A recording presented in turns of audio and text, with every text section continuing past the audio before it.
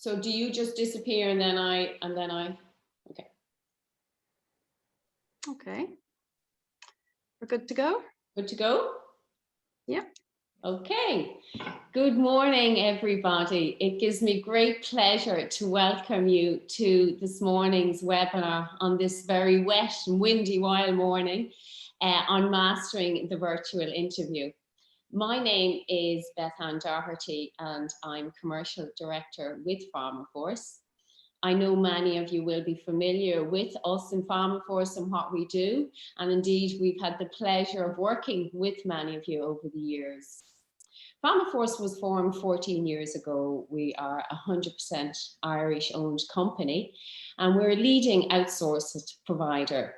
We work closely with pharmaceutical companies and life sciences companies, supporting them in finding top talent for contract positions, temporary positions, and headcount roles.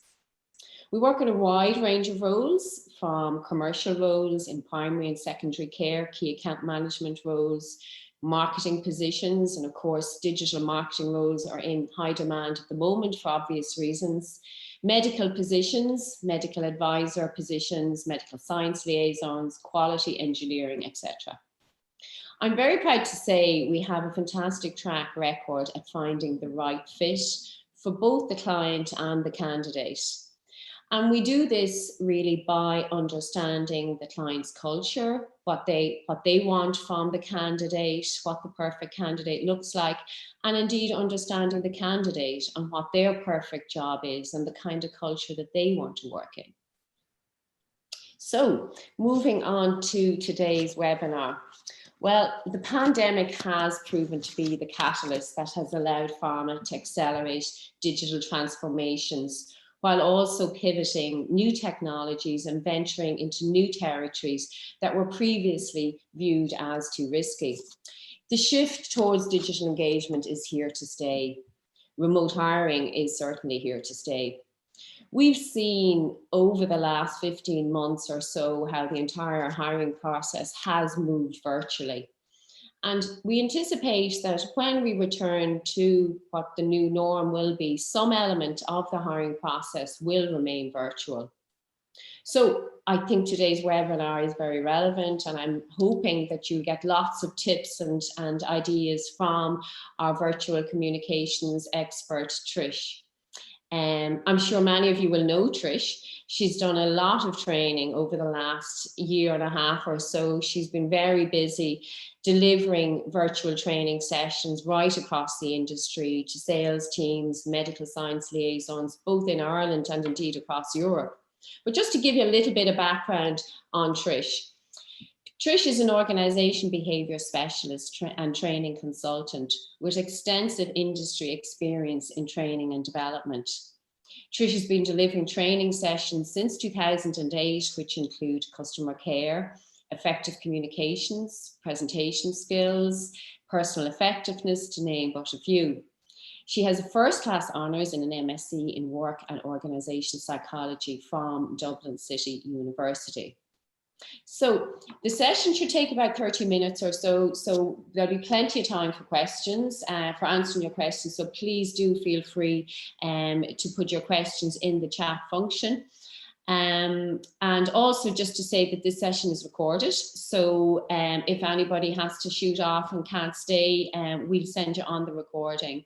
And again, I'd like to thank you all for taking the time to join us this morning, and also a special thanks to Shirley, who's put a lot of work in pulling this session together.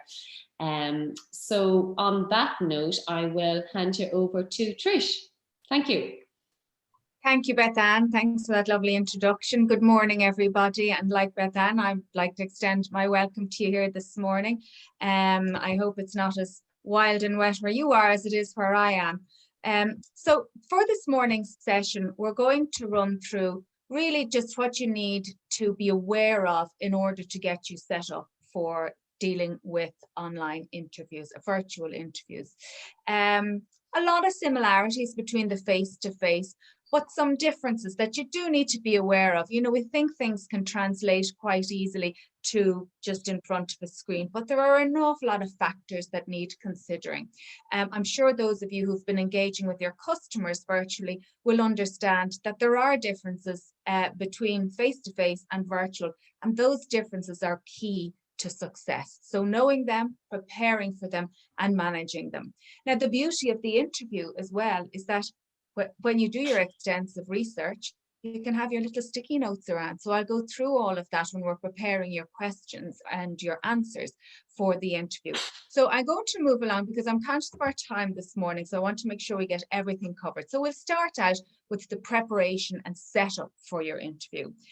Again, I say this all the time: fail to prepare, prepare to fail. You have the preparation, the amount of preparation you put into getting organized for your interview will absolutely pay off on the day. And because it's virtual, technology is key. Testing your equipment, downloading and testing the software that's required. Now, not just the morning of, if it's in the afternoon, a few days before your interview. So if there's anything at all that you need, that you can access it and that you're au fait with it, you know, practice with it, play with it, familiarize yourself with all of the relevant tools, because otherwise you will be distracted on the day.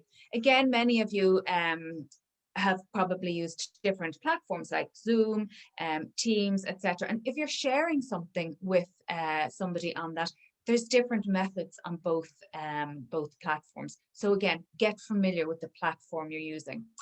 Use profile names that are professional. So make sure you're aware of the profile name that comes up when you're on screen, and use a professional one. Your first and last name generally works very well for that. But again, you'd be surprised at some of the names that we've come across. And the tips that I have on this presentation today are examples. You know, we want you to not make the same mistakes that we have encountered. So really, we want you to try and communicate with you best practice and how you can set yourself up as effectively as possible. So one of the main things that I've come across a lot is lighting. You want to put yourself across in the best light possible. So how do you set yourself up to ensure that the lighting is effective? A lot of people set themselves up in front of windows, and the view behind them might be very nice. However, what happens there to the person who's looking at you on screen is they really struggle to see you, and the light behind you can sometimes be quite blinding for them. So lighting should be in front of your screen and lined up with the camera so that it reflects very well, and you can set yourself up with a window in front of you, and any other peripheral lighting should be turned up. So just even a nice lamp, it doesn't even have to be nice because we can't see it, but a lamp just over your laptop shining on you, that will really improve how you appear on the screen. Your background, simple, basic. You can see I have a nice clean background here behind me. If I didn't have that, I would have a plain wall. So the plainer the better. You don't want anything that distracts the interviewer from you. I have a little video on this that will help you set yourself up a little bit more effectively coming up in a minute, so I won't say anything more on that. Your laptop, you'll notice today now I'm looking into engaged, even though I can't see any faces out there listening to across as enthusiastic as possible. So I'm trying to engage with you through eye contact, and by doing that, I'm looking directly into my my camera. So I have raised my laptop, thick book as well. So raise your laptop so it's at eye level. That puts you across in the best light. On your laptop or whatever device you're using, please turn off all of your notifications. No matter how engaged you are, if they come in the corner of your, immediately your eye contact is drawn away from the camera, and also you become momentarily distracted mentally, and that will impact your answers on screen or to your interviewer. Again, close any programs on your laptop, particularly if you have to share anything with the interviewers during the interview. Close any documents that are on it, because that will lead to confusion once you go to share your screen with them.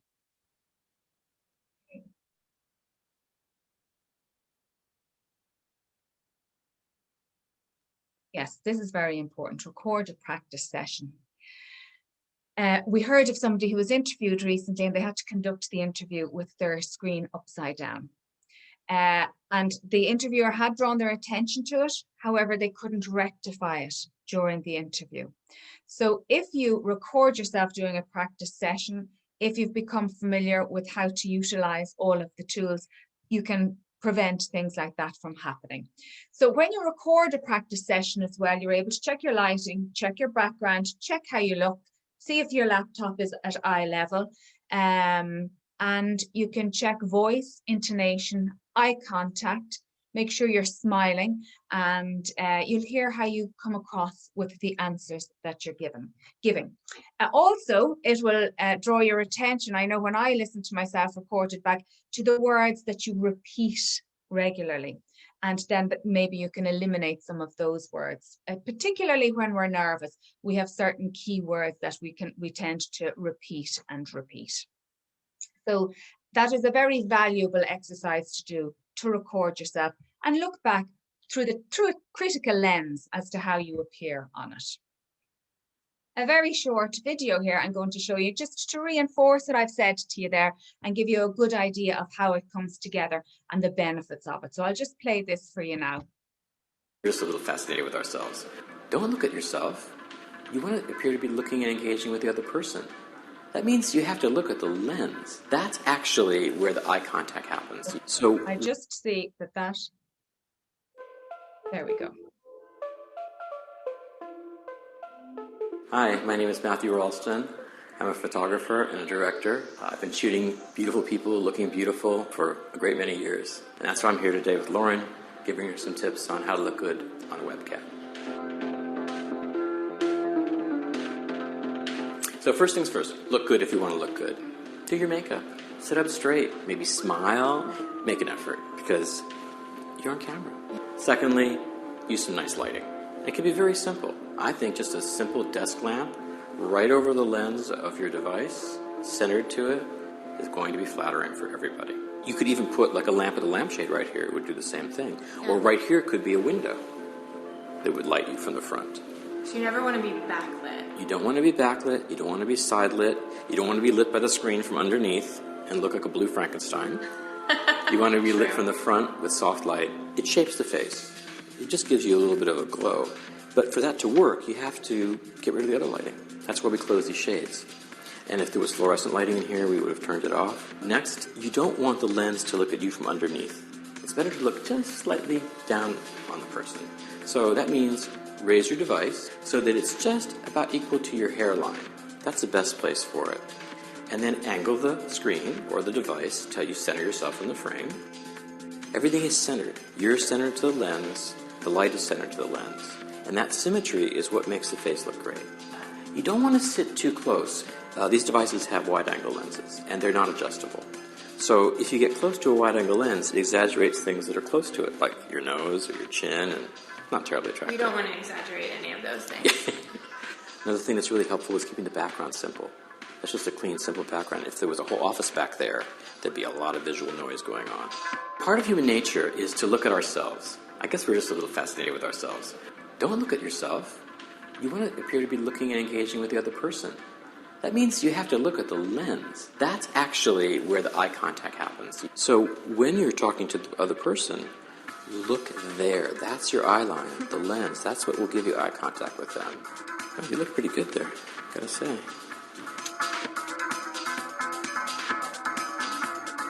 Okay. So I suppose that just reinforces the few tips I was saying to you there and sets you up much better for how you come across on camera, because first impressions are vitally important when you are on the virtual interview. I'm going to come to that in a second now. So we're still in the pre-interview stage. So we're doing our research and our preparation. So research, very important, gives you the opportunity to prepare your answers for all of your questions. So you want to understand the key areas and qualities that you can that this organization are looking for, and the skills and abilities that you can align with the company's values, with their culture. So a lot of research needs to be done at this point. Research the organization, research their values, look at the job description, really pick that job description apart and the person specification, because that's what you want to align all of your answers with, and that's really what you want to try and promote during the interview. So, you know, you'll be asked behavioral competency-based questions, and in your answers, you can very much align the skills, the competencies, the abilities, and your values with those. So the more you research, the more effective your answers will be. Areas that, well, use your own network. I'm sure you have very wide networks of friends, colleagues, people that may work within these organizations. That's really where you get the best insights into what an organization is like to work for, what they really do value. Read up on the latest news, their products, launches, anything that's up and coming. You also, social media is a very good platform for researching. LinkedIn in particular, Instagram, a lot of organizations use Instagram, Twitter. So anywhere you can access information, just really gen yourself up on that, because that can also be used when you are asking questions at the end of the interview. So the most important thing in the research process, the job description. Pharmaforce will probably have access to that, even if you can't access it when you're looking for the job. So make sure that you get that information, that you pick it apart, and that you also have a good understanding of the person's specification. So if you think, gosh, I don't think I really have all of that, write down everything that you've been involved in to date, absolutely everything. And then when you go through that in detail, sometimes you know, we read these job descriptions, we read these person specifications, and, you know, we think, oh gosh, no, I really don't have that. But when you look a little bit deeper into what you've done, what even in other organizations, your skills are can be very transferable. So really scrutinize that and go through it, and then match up and align your values, your skills, your abilities to what the organization is looking for. Okay, so now we've arrived at the day. You've done your preparation, you've done your research, you've recorded yourself, so you see, okay, I can do this, I have it already, I'm familiar with the tools that are available to me. So that in itself alleviates a lot of the panic and the stress that will naturally occur on the day. So and you know, we want some level of stress so that we perform to the best of our ability. But by having that preparation done, we'll avoid panicking on the day. So just a few things that you need to check, and you need to check in advance, well in advance. I would always, you know, even before I'd be preparing myself and getting ready, I'd have all of the technical side of things set up. So then I know, okay, well, that's under control. Now I can go and get myself under control. So if you're using your laptop, make sure it's well charged, plugged in, that you've good, strong Wi-Fi. If there's anybody else in the environment, you've said to them, you know, appreciate if you don't log on or whatever for that period of time, so that my connectivity is good. So I mentioned it earlier about your pop-ups on your own screens there. Also your mobile phones turned upside down, turned on silent, okay? Again, that can be a big distraction. Now, I have here, don't chew gum or suck sweets, and you're thinking, well, that's a bit obvious. Like, really, she's stating the obvious there. I am stating the obvious because this is what we've come across. So, and I'm sure like me, you've seen on news programs where people are being interviewed a lot on the virtual platform. People forget that, you know, even if they can't see anybody in front of them, that there actually is somebody there, and they become a little bit more relaxed. So it's there because we have simply come across it. So just be mindful of that as well.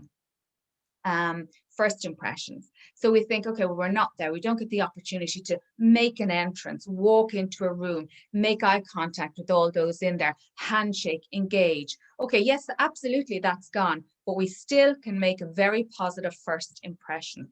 That's our initial personal presentation. So how do we look? When your interviewer lets you into the meeting room, how do you appear to them? Well, you're there first of all, and you have a smile on your face, and you're ready to engage, okay? And that you've your laptop set up and everything is in good working order. it's very important that you're there before you're let into the room. So I would be sitting in the waiting room for at least 5 to 10 minutes beforehand, ready to go, just reading over my notes, but ready to go, dressed appropriately and in full. I have that written there because of the feedback I have received from people.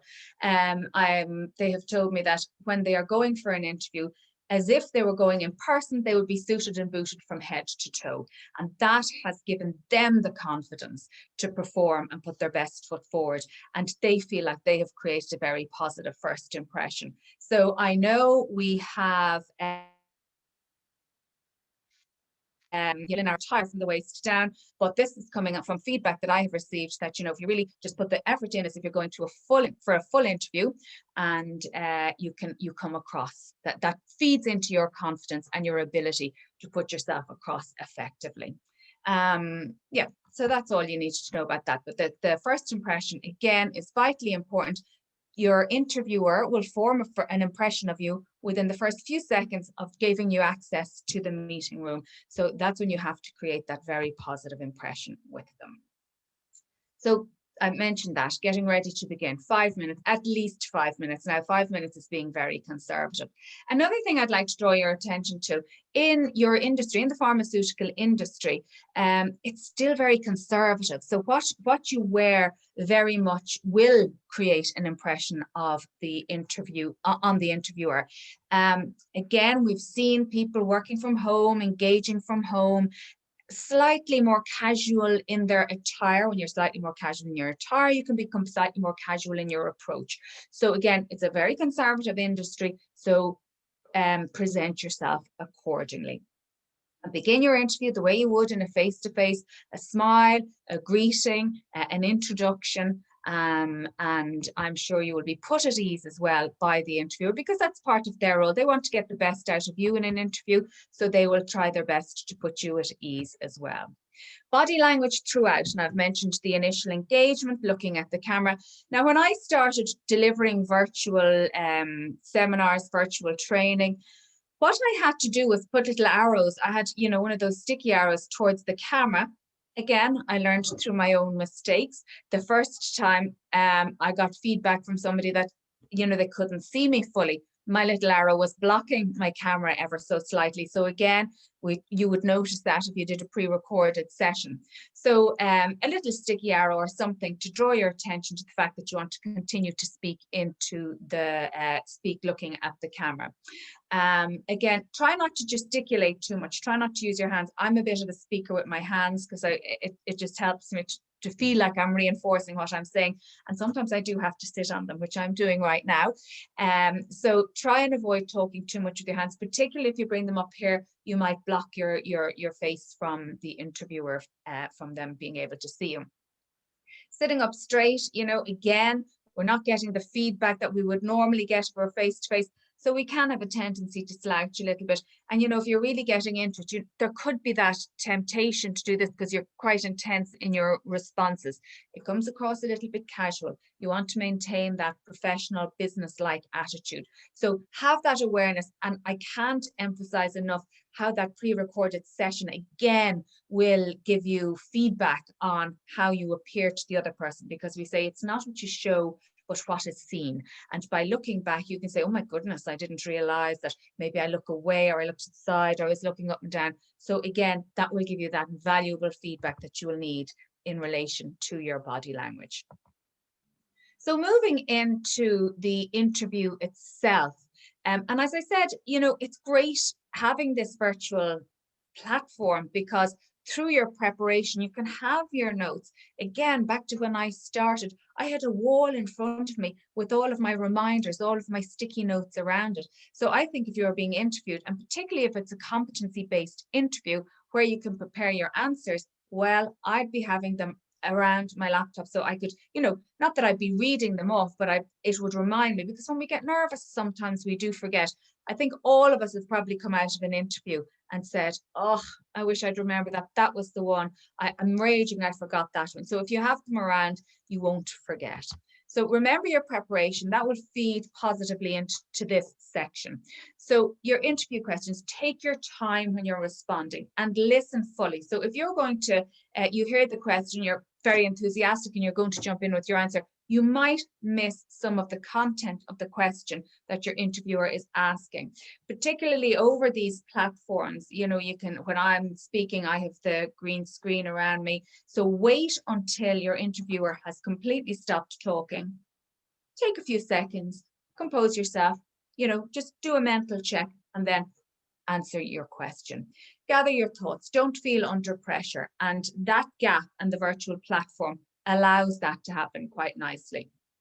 Give yourself about 2 or 3 minutes to answer each question. And ones that you feel, you know, you have a very strong answer for, particularly relevant to the role, you can really highlight your own skills and abilities here, expand further on certain points. And if you feel you've answered the question, but there is more, say, look, if you'd like, I have some additional information that I would like to add to that, or some additional details that I can add to that. So again, answer the questions in full. And if you do not understand a question, can you please repeat that? Could you clarify that? And we're not quite sure what you mean by that. So ask the person rather than answering the question incorrectly. So because this is the competency-based questions, behavioral questions, they're internationally recognized method of questioning used in, I see a question popping up there. I'll go back to that in a second. So this is an internationally recognized method of questioning. They're called behavioral questions because we believe that previous behavior is a very good indicator of future behavior. So if you're asked questions based on,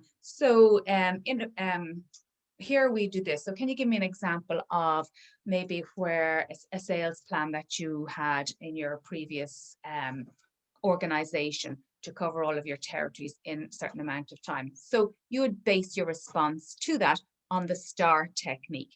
And what's important about preparing your answers with the STAR technique, it's important that when you're preparing that you don't miss out on any aspect of the STAR. So you're going to describe the specific situation that you're involved in, the event that you're involved in. So ask yourself those questions when you're preparing. So who was involved, what was involved, where did it occur, maybe what organization and when.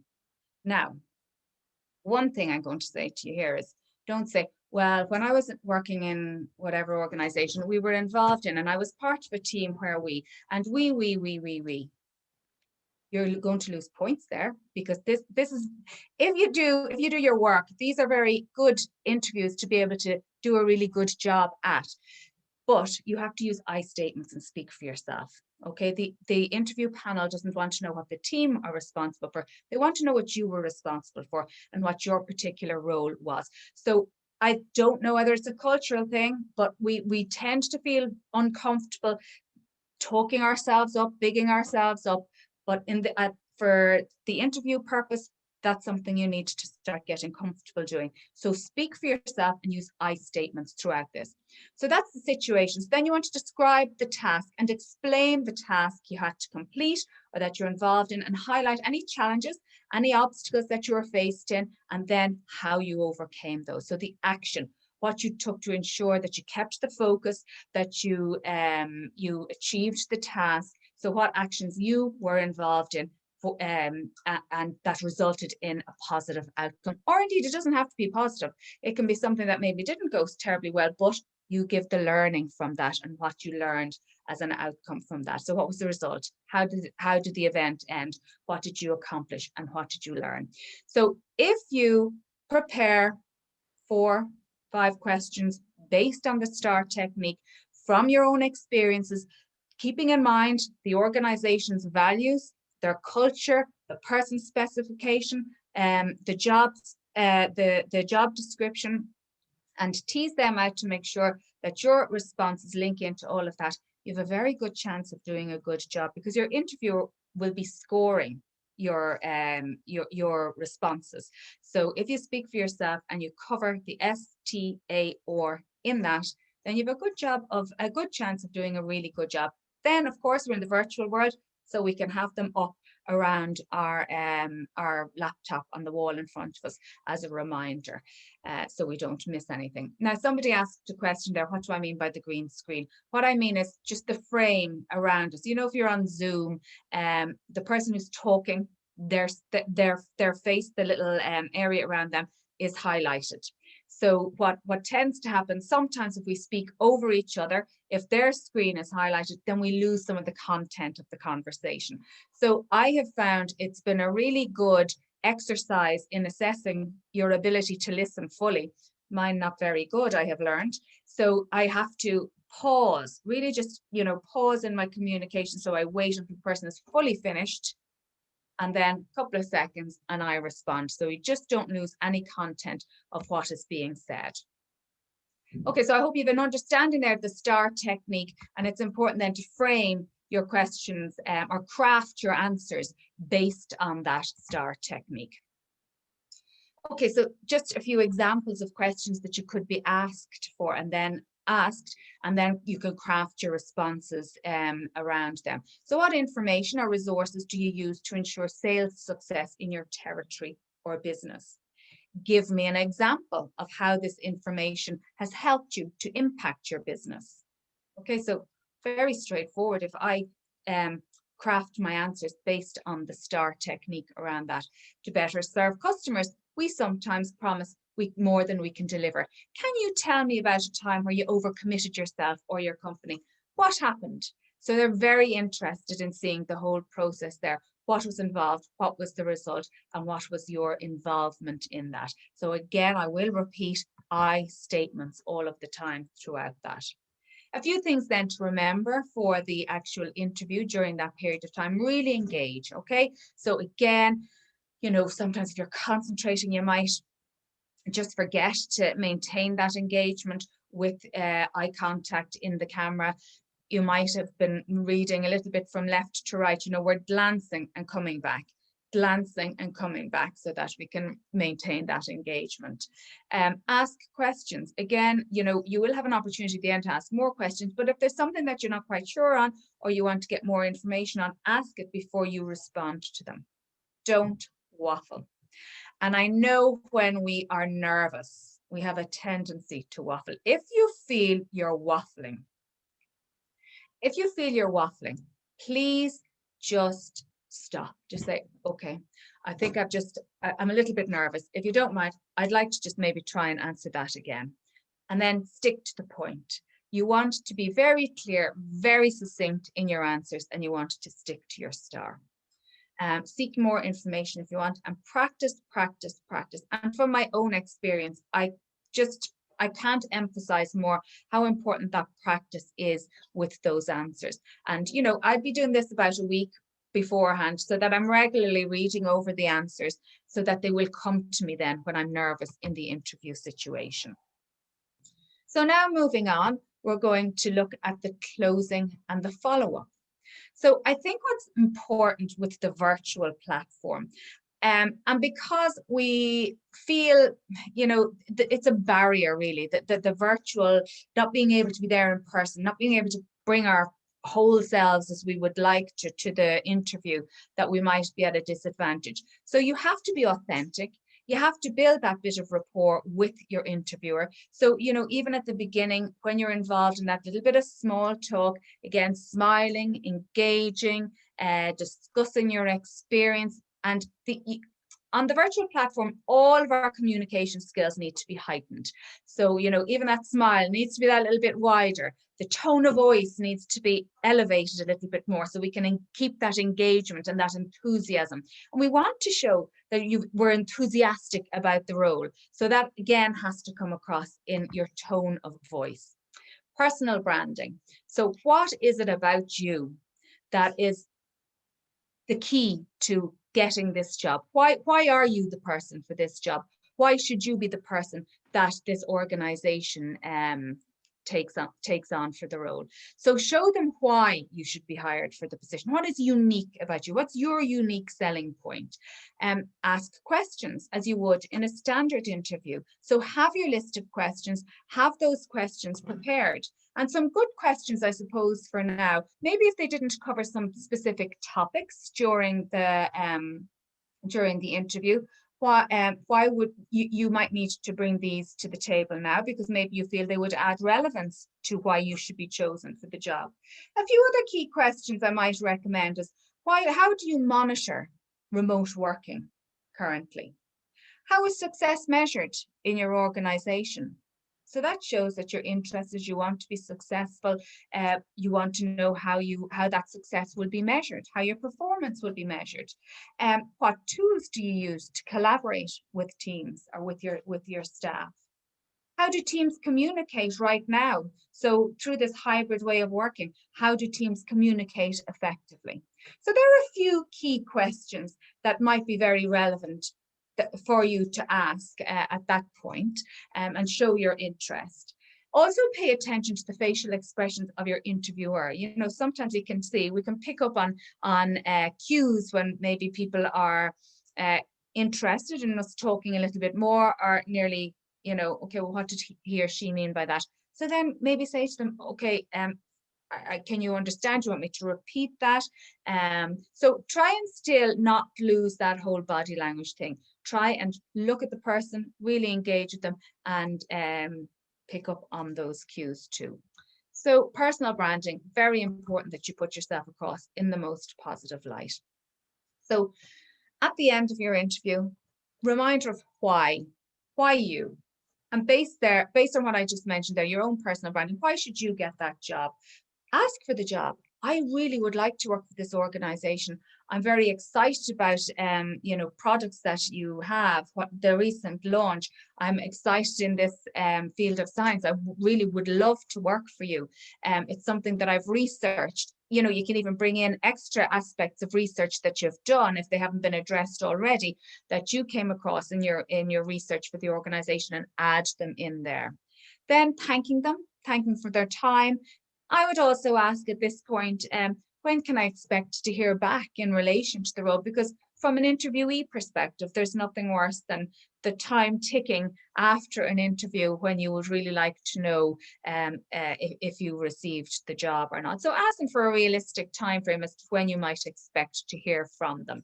And then you can follow up later on with an email, just to ask, to say thank you for your time. I really enjoyed the interview. If there's anything additional that I can provide you with, please don't hesitate to ask. So I think that brings us to the conclusion of the presentation piece, but we have a few questions in the chat box. Would I recommend removing my own image from the screen to avoid distraction? In the interview process, you need to be there engaged. You have to be seen. And actually, even for this exercise this morning, it was something that we discussed. Should we just have the voice, or should I be here engaging with you? I hope I wasn't too much of a distraction, but I hope it helped that level of engagement, because I feel sometimes, and I know you're probably like me, you've attended a lot of webinars lately, it's a little bit more challenging, I feel, to engage when it's just the voice and going through the slides. So even though you might look at the person, might distract you from the slides, well, we want you to be listening. We want the person to bring some bit of their authentic self to it, rather than just reading or reading around what is on the slides. How do you feel our show-stopping questions to raise hand and eyebrow feel are shown? Questions. Oh, to raise an eyebrow. So, Deirdre, I hope what I answered there might help you in response to that. Those questions that I mentioned, you know, how do you monitor performance? How's success? What does success look like? How is success measured? And how do teams communicate currently? You know, showing interest in the current environment is a very different environment. And from all of our research, we feel that the hybrid approach is the way forward. So people will be engaging with their customers, their teams, both remotely and in person. If anybody has any other questions that they'd like to put in the chat, please do. And I'll invite Beth Ann, if she wants to contribute anything at this point, to please do. Okay, thanks, Tricia. I'm just looking at some questions here now in the Q&A section. So the first one, post-virtual interview, I was told that the amount of water I drank during the interview was a distraction for the interviewer. Any thoughts, tips? That's very unusual. That's definitely a first. I mean, possibly, it might sound kind of a bit strange, but I'd maybe suggest you hydrate well in advance of the interview, not, so that you don't feel the need. I know when one is nervous, your mouth tends to dry and you feel the need to drink more, but, maybe to be a bit more hydrated in advance of the interview, and just possibly be conscious maybe to not to be reaching for the water as regularly. But it is unusual. I wouldn't imagine you'd get that feedback again, to be honest. The next question, what if you don't have an answer, an example to a competency question? Well, I suppose on that, bear in mind that you can give examples both from your personal and professional. So if you really can't draw an example from your professional experience, maybe possibly you might find that there's something from your personal life that you can draw from. But really, that's the importance of preparation. If you really study the competency side on the job spec and get as much information in advance from whether it's through an agency or the HR person, that you're fully prepared. John asked, wall or virtual background? I think virtual can look odd. I'd agree with you, John. It can have that kind of halo effect sometimes. So really, I think I'd play safe and just have a plain background. Anything different to note for internal virtual interviews to ensure your personality comes across? Yeah, I mean, this is really important, and I know Trish covered it. Just trying to let your personality come across, be authentic, be yourself. And I know it's a little bit harder with the screen, but yeah, just to try and relax, smile, make eye contact. That's really the first step in terms of building trust with the interviewer. So yeah, just to try and, imagine yourself sitting in front of the person as opposed to in front of the screen, and just to be yourself. Is it a good thing to connect with the interviewer on LinkedIn? Yeah, no reason why not. Absolutely. It can help in your preparation and give you a little bit of insight into their background, and you might find you have something in common with them. So absolutely, why not? Is there anything else? There's a question came in there, Beth Ann, about the interviewer leaving to answer the door to a courier. And that is something that came across in research that was carried out from interviewers on an interview, from an interviewee perspective, that an interviewee got up and answered the door to a courier. And it was a no way, never. And I think, that should be reciprocated. I don't think it's best practice for the interviewer to do that either. And it can be very off-putting for you as an interviewee. So the question was there, how do you re-engage? I would remain very focused. I'd keep reading over my notes, and I just make a note where we left off. So, you would even be in control when they came back, because they would probably be distracted. So, okay, well, where did we leave off? So you can come back in and say, okay, we were discussing this and I was just giving you the response to that. So, it just keeps you focused so you don't lose your train of thought. Not great practice, but try your best not to let it to distract you from the interview and putting yourself across in the best light possible. Yeah, great. Okay. Any more questions coming in there? I don't see any more there, Beth. I think that's it. Yeah. Okay, great. Listen, thanks again, Trish, for that fantastic presentation. I hope all the participants found it useful and that you'll nail that next virtual interview. And yeah, if there's any other questions, I mean, please drop us a line. I'd be delighted, or pick up the phone. As I mentioned, this session is recorded, so you can share it with any of your colleagues, or indeed, if you've nothing better to do, look at it again. So thanks again, Shirley, for coordinating it all, and I wish you all the very best with your next interview, and yeah, take care. Thank you, folks. Take care. Bye. Bye. Bye. Bye.